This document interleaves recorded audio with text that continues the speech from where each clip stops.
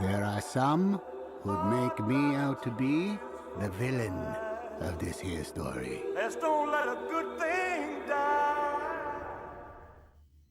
Hello and welcome to my channel, Elvis-A to Z. I'm a few days late on this. I really wanted to get this out quicker, but trying to find my microphone in all the boxes that are everywhere was a challenge. And I couldn't exactly do this without a microphone unless I did it in sign language, which I can do because I used to teach sign language. Anyway, so I am going to do a little bit different. After watching all the other reviews, and I thought there was some great ones. Michelle's was just very heart touching to watch it for the first time. But seeing all the other different reviews, I don't want to do this for the promotion for my channel, which Michelle didn't do. Some of these other ones did. They're kind of, but Brent's and Michelle's, and there were a few others that were really good reviews. Like I said, Michelle's was just, it brought me to tears just watching it. It was really, really cool to watch her reaction to it. So if you haven't seen it, watch Michelle's Elvis Last. Watch her review. So what I'm going to do is I'm going to kind of, as an Elvis fan, we've had a lot to deal with all these years with movies that were just crap. These TV series that were just crap. There's some good ones, and there was some movies that were fiction movies that were kind of built around Elvis that were entertaining. But, I can understand the skepticism with a lot of people of, another Elvis movie. How's this going to turn out? No one could play Elvis. Let's get an ETA to play Elvis. I'm going to change this real quick. Yeah, it's a better line. An ETA. Give me a break. First of all, I'm not a fan of ETAs, but they don't act. They can't act. It would be just no different than the garbage that we've had doing. So get over that. I don't like the way Austin looks. His lips look like a duck. I'm not going to go see this. I'm not. Any true dyed-in-the-wool Elvis fan will watch this movie. No doubt. We will do it. It's our Elvis fix. And now I want everybody to do themselves a favor. When you watch the review, no matter where you watch it, try to get it on your TV. If you got a smart TV, try watching it on there. All the lights out. It gives you that in the theater cinema feeling watching that trailer. It's an unbelievable feeling. That's how I watched it, and it's just goosebumps for an Elvis fan. So I'm going to recap some of the series, just real quick snippets of some of the movies in the series that we've had to deal with since 1979 when the first movie came out with Kurt Russell, which was a decent, pretty good movie of Elvis, which was actually started in production before Elvis passed away. But now that Kurt Russell is going to be playing Elvis, the computer who wore tennis shoes and who kicked Elvis in the shin, was playing him, which was kind of surprised, but he did a really good role. I'm not real impressed with the actual performance moves, but we'll talk about that when we go through. I want to do a little slideshow here. This is a few things. Now, the first talks of this movie came out in 2014 when Boz was in negotiations with Warner Brothers to direct this movie. 2014, that's 8 years in the making of this movie. We've been hearing 3 years about the production. So that's a lie. That's a whole marriage for somebody, for some people. Sorry to be blunt about it, but 8 years is a long time. So I got some clips, some pictures from the trailer. I just want to kind of highlight. We're going to watch the trailer at the end. This kid, it fascinates me. He's just got that Elvis look. The lightning bolt. We know that Elvis was in the comic book heroes. You know that he did stuff like this as a kid. He talked about it in his speech at the JC Awards. Austin Butler, I think, no one's going to look like Elvis. But from what I've seen in this and what I've heard, he's nailing it. He's gonna. It's the mood. It's the feeling that you're actually living it. And if the detail, and we're going to talk about the detail here.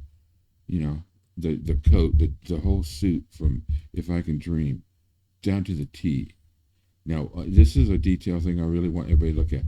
Okay, here's Austin as Elvis in the plaid pink coat. It's got the pad. Now take a look at the drum in the back. Look at the bass drum. Look at the pattern on the front of the drum. Look at the blue coats that the guys are wearing behind them. Now look at the true picture, Elvis. You can't see it too much, but it's faded the way the angle is. But that coat's pink coat, it's got a plaid pattern to it. The curtain in the back is around the same. Now look at the face of the drum. That's detail. Jeez. You know, the moves, the stances. That picture, if I ever saw this picture, that's Elvis. I would say that's Elvis. International Hotel. Suspicious Minds. You know, here's from the '68 special. And this scene, this I want you to see. Take a look at this girl. The second he starts doing, look at the look on her face. Look at the guy next to her. Watch the next picture. The rut-row. Rut-row. I don't know who called him Buttercup, but a little trouble there. So detail all the way down to the guitar. The guitar that was just auctioned off. That Billy Idol bought. You know, he bought it in auction. The crowd, the people, the way people are dressed in the crowd, just the same. That's an Elvis move. We know that. We saw him do it at Jailhouse Rock, and he did it in concert. Here's the real picture, Elvis, Colonel Parker in the crowd. And here's the movie. Very, very close detail all the way around. So that's the kind of some highlights that I really want to point out. Now, what I'm going to do here is I'm going to recap some of these movies. So we're just going to continue with this little video here.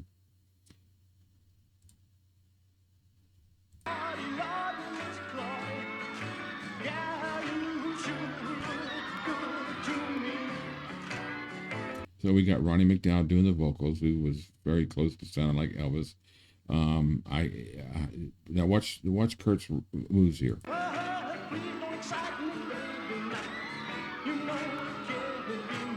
He's going to do a little hammer time here.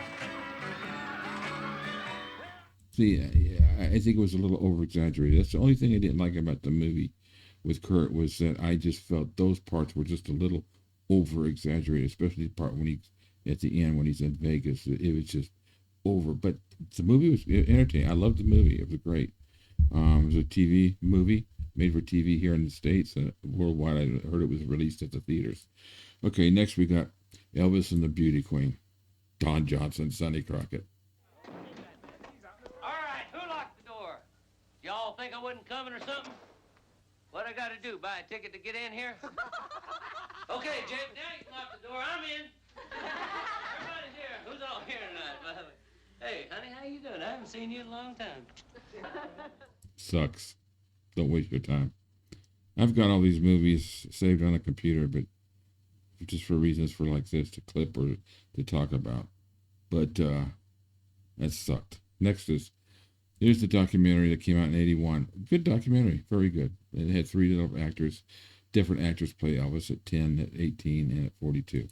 Let's watch the little clip. My choice between a bicycle and a guitar. Elvis sure loved that guitar. I guess in a way I was kind of shy, but I knew something good was going to happen to me someday.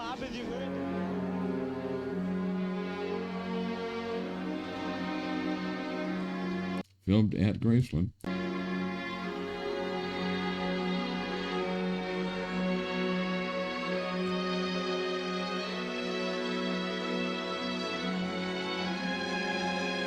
I think this was one of the last things that Parker had to do with Elvis before the lawsuit. I'm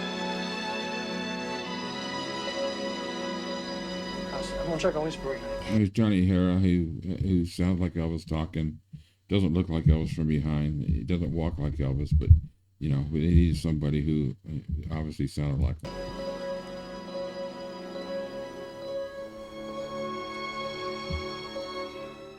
Okay, so that was it was a good documentary. I remember going to the theater watching that.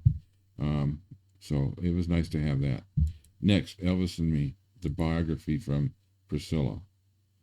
Dale Midkiff from Pet Sematary, and some other bad movies. Horrible Elvis.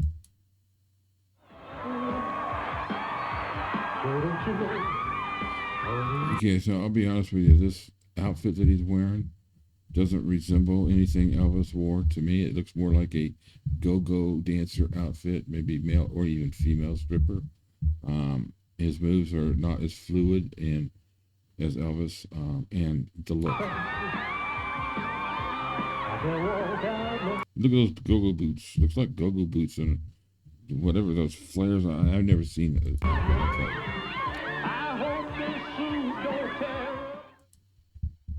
Sucked. Okay, now this is a movie kind of a fictitious movie based around the theme of Elvis. Heartbreak Hotel, a decent movie. David Keith from Officer and Gentleman played Elvis. Ain't no used to be, boy. Didn't look like him. Didn't sound like him. But it was an interesting story. 1990, the TV series. Well, I think we all remember that. Us who've been around long enough. Michael St. Gerard did a good job playing Elvis in 54. Doing it, starting out at Sun Records. Here's a little snippet from the series. My happiness. Once again, Ronnie McDowell doing the vocals. Every day I reminisce. Okay, so it was a decent series. You know, not actually true to form in some of the details. Sam Phillips wasn't there. From the stories, the day that he did My Happiness. But, it's just a matter of the telling the story. This next one is Elvis and the Colonel, The Untold Story. Bad movie. Bo Bridges as Colonel Parker, his wife, and some guy named Rob Youngblood. I don't know who he is. 1993. Bad press already. And besides, So bad that the channel, I know, comes out in one channel.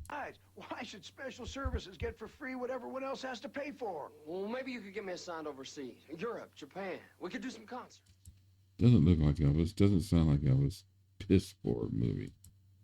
Next, Elvis Meets Nixon. This is not the one that came out recently. This is another one. This is flat out a joke. Rick Peters. That'll be enough of that shit. Look on the right there. The bodyguard. Who is that? That's Booger from Revenge of the Nerds. Booger, a bodyguard for Elvis. My boy. That shirt looks like it just came off the rack at Marshall's or I don't know, garage sale somewhere. Well, hell, that's enough. Bad. Don't waste your time.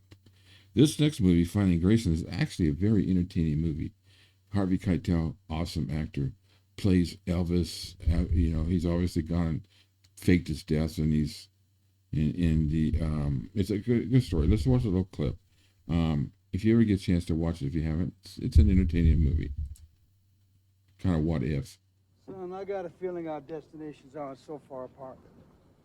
But wherever you go, remember the king. A fun movie. So is this one, 3,000 Miles to Graceland. Kurt Russell and Kevin Costner. They wear Elvis impersonator outfits. Mike? Hey, man. You're looking... Yeah. You look good. You feel good? If you haven't seen Yellowstone, gotta watch it. Kevin Costner's awesome. So that was an entertaining movie. Now, Elvis has left the building. This is a story built around Elvis impersonators. Very entertaining, a lot of fun. John Corbett and Kim Basinger. I can watch paint dry. I digress. Anyway, this is based around, she's a suspect in the murder of several Elvis impersonators. But there's a little catch to this movie that's got a tie-in with Baz Luhrmann's new Elvis movie. I give you a hand? No.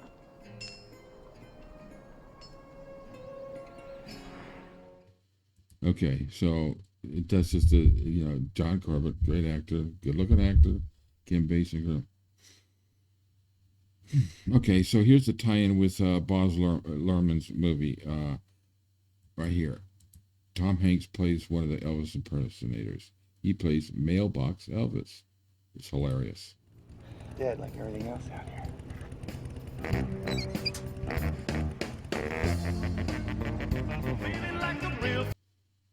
an actual mailbox. That's hilarious. But that's Tom Hanks playing that role. Look it up. It was him. So here's a bunch of Elvis impersonators. So they keep wheeling them out in body bags, and somebody's killing them. The detectives get dressed up as impersonators. Are trying to find out. Feeling like the real thing.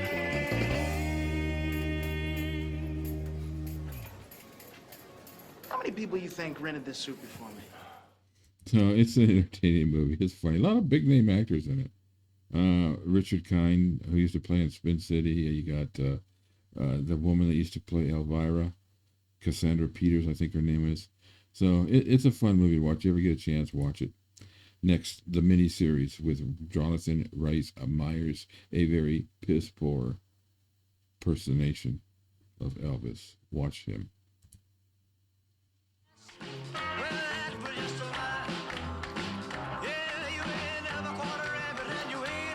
Folks, that's Pee Wee Herman doing Tequila. Watch him. Horrible. He was horrible in the end bit when he's doing If I Can Dream and his lips. Oh, don't waste your time on that. It was a garbage. Elvis and Nixon. This is the one that came out in 2016. Why in the world they make Michael Shannon, who's a great actor, but it looks nothing like Elvis? Oh, ladies, tell me if you swoon over this.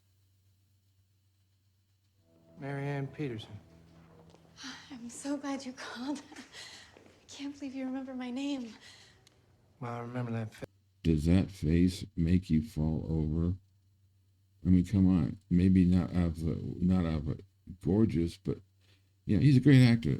But why they put him now? This movie does have another connection. Also has a connection with Baz Luhrmann. Face. I'm going to show you in a second.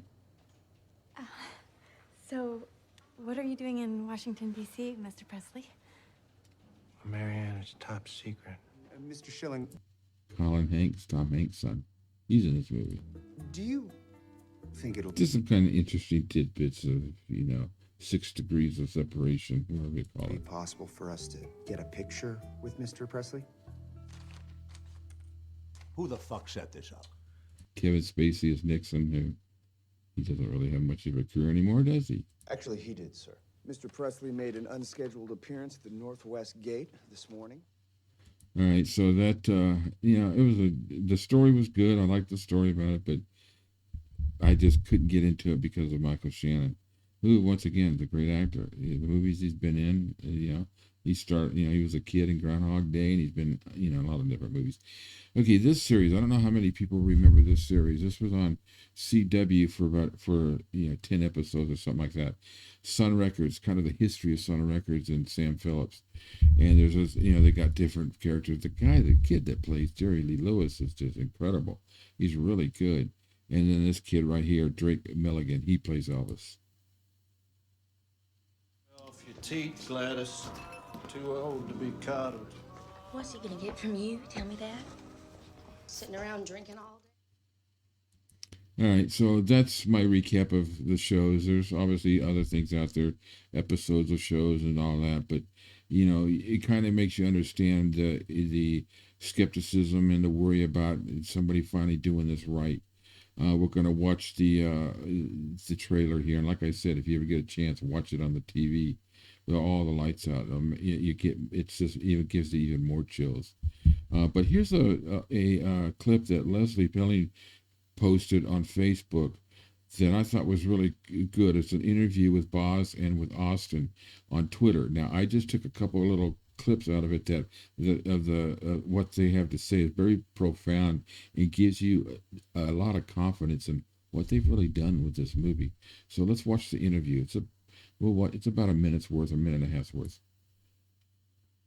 And if you want to explore America in the 50s, the 60s, and the 70s, you couldn't pick a greater, more iconic life than that of Elvis Presley. I don't really remember a moment in my life where Elvis... This kid impresses me tremendously. I saw him in Once Upon a Time in Hollywood. This wasn't a part of it. I remember my grandmother watching his films when I was a kid. Blue suede shoes. I don't even remember the first time that I heard it. But that's the thing about Elvis, is he's sort of become the wallpaper of society. And he's such a superhuman figure. So to me, it was the curiosity of finding out who is he as a human and delve into studying everything I could on him and watching every bit of footage countless times and reading everything I could and talking to as many people as I could and really getting down to who he was as a man. And that's what I found really intriguing. What's so great about that is we didn't take so much as live it. We lived the Elvis journey. And in fact, spontaneously, we're in Nashville. And I say to Oz, do you want to drive to Memphis? On the way there, I get a phone call. I said, let's go to Graceland. Guess what? Priscilla is at Graceland. I said, do you think she'd like to meet Austin? And we go to Graceland, and Austin, you tell what happens now. They open the door and walk in, and I'm sort of just waiting in the living room. And then eventually she walks in, and she's so ethereal. It took my breath away, and she just looked me in the eyes. And there was something so profound about staring into these eyes that meant so much to Elvis. I mean, it gives me chills right now. And then she said, you have a lot of support, as she hugged me. That was so huge for me, getting that blessing. So I have a lot of high hopes for this. I am excited. Cannes, there was an article today that the Cannes Festival has got this ranked as probably the possibility of it being the standout feature from Cannes. I hope so. I think it'll go a long way, and I think this is going to blow away Bohemian Rhapsody, which was a great movie. I loved it. The actor didn't look like Freddie Mercury before, but in the movie, they did a lot, and you thought it was Freddie Mercury. Rocket Man, I hated. It was an egotistical, self-absorbent movie made by Elton John. I was a big fan of Elton John pre-losing Bernie Taupin. All the music before that, after that, I'm not that much of a fan of him, and his ego is just in that movie is just beyond compare. I didn't like it, but that's just me. Having seen him in concert a couple of times and enjoying him while I was growing up. So now, hopefully I don't get blocked, but I am playing the trailer now, and then I'll have a quick word afterwards, and then hope you guys enjoy it. But here we go. Let's watch the trailer.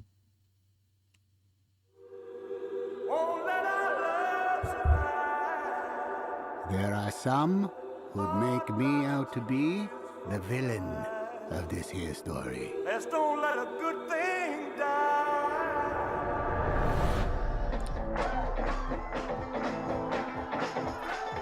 Are you born with destiny? Or does it just come knocking at your door? He's a young singer from Memphis, Tennessee. Give him a warm hayride welcome, Mr. Elvis Presley. Get a haircut, buttercup.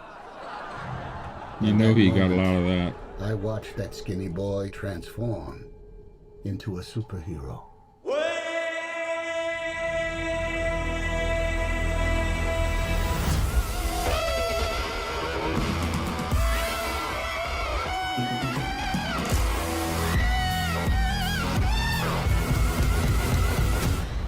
He was my destiny. I wish to promote you, Mr. Presley. Are you ready to fly? I'm ready. Ready to fly. Tomorrow, all of America will be talking about Elvis Presley. Presley, try not to move around so much during the tape. I can't move, I can't sing. Some people wanted to put me in jail the way I was moving. They might put me in jail for walking across the street, but you're a famous white boy. The way he sings is God-given, so there can't be nothing wrong with it. Senator Kennedy has been shot. Martin Luther King has been shot to death in Memphis. That's all right for you. Tragedy, but it has nothing to do with us. It has everything to do with us. Oh, my love, my darling, I've hungered for your touch. Reverend once told me, when things are too dangerous to say, sing.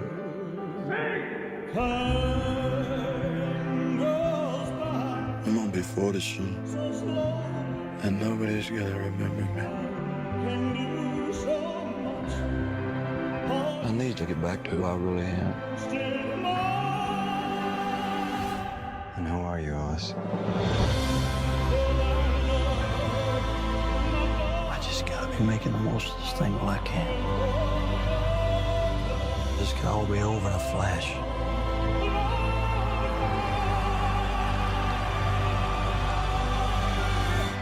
We are the same, you and I. We are two odd, lonely children reaching for eternity.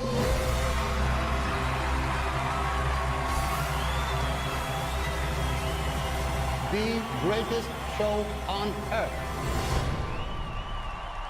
Elvis has left the building. I watched that thing. I cannot tell you how many times.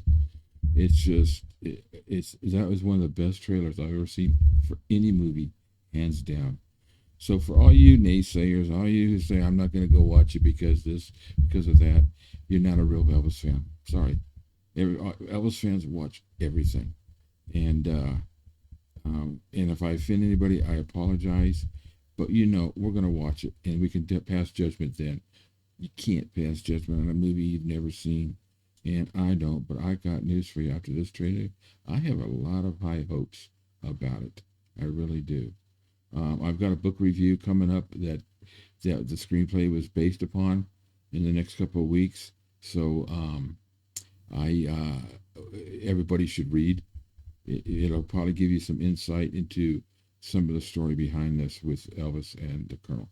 But thank you for watching. I hope you enjoyed it. I'm sorry it's a little long, but I just kind of wanted to give a little bit of a recap of what we've had to deal with since 1979 with movies about Elvis.